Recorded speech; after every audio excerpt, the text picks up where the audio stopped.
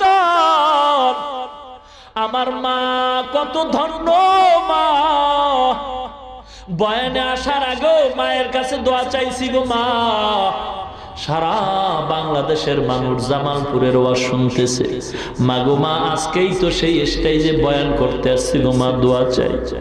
মা দোয়া করছেন বাবা।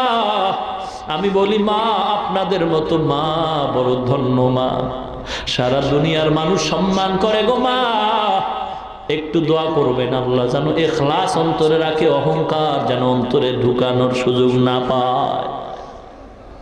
এ জামালপুরের মা বোনেরা গো, মাইকের আওয়াজ কি চায় না? বৃদ্ধ বাবাজিরা গো, মনটা কি চায় না তুমি একজন আলেমের বাবা হইবা, হাফেজে কোরআনের বাবা হইবা? রমজান মাসে তোমার সন্তান হাজার হাজার মানুষকে তারাবি পড়ায়।